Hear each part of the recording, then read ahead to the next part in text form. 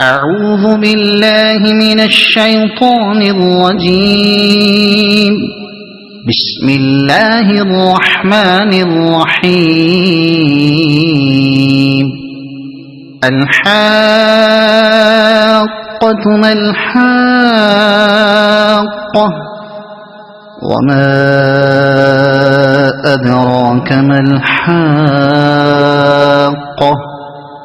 كذبت ثمود وعاد بالقارعة فأما ثمود فأهلكوا بالطاغية وأما عاد فأهلكوا بريح صرصر عاتية سخرها عليهم 7 ليال و8 أيام حسوما فترى القوم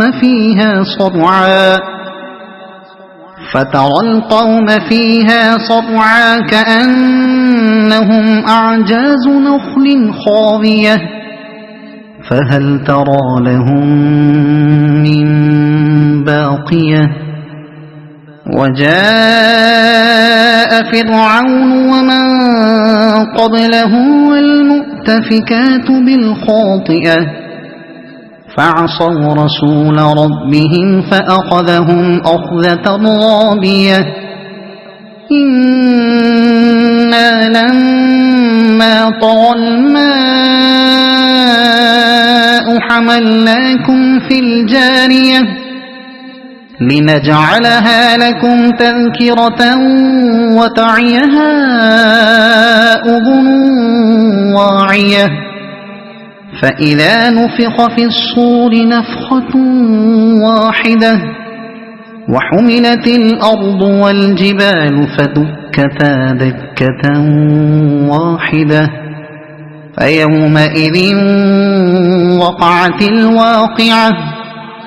وانشقت السماء فهي يومئذ واهية والملك على أرجائها ويحمل عرش ربك فوقهم يومئذ 8 يومئذ تعرضون لا تخفى منكم خافية فأما من أوتي كتابه بيمينه فيقول هاؤم اقرءوا كتابيه إني ظننت أني ملاق حسابيه فهو في عيشة راضية في جنة عالية قطوفها دانية كلوا واشربوا هنيئا بما أسلفتم في الأيام الخالية وأما من أوتي كتابه بشماله فيقول يا ليتني لم أوت كتابيه ولم أدر ما حسابيه يا ليتها كانت القاضية ما أغنى عني ماليه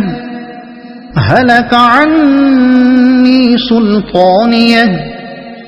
خذوه فغلوه ثم الجحيم صلوه ثم في سلسلة ذرعها 70 ذراعا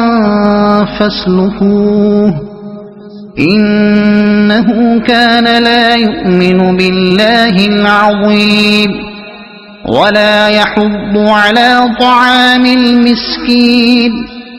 فليس له اليوم هاهنا حميم ولا طعام إلا من غسلين لا يأكله إلا الخاطئون فلا أقسم بما تبصرون وما لا تبصرون إنه لقول رسول كريم وما هو بقول شاعر قليلا ما تؤمنون ولا بقول كاهن قليلا ما تذكرون تنزيل من رب العالمين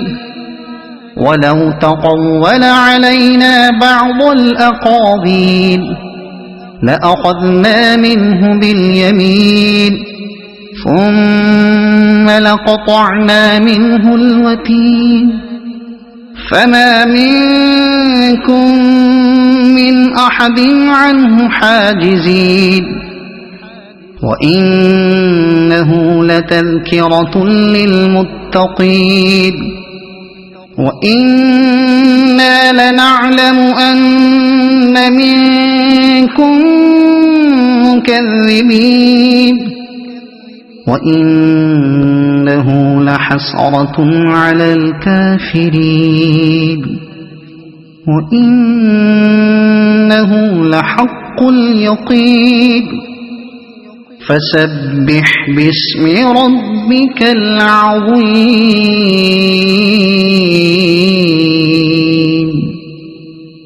صدق الله العظيم.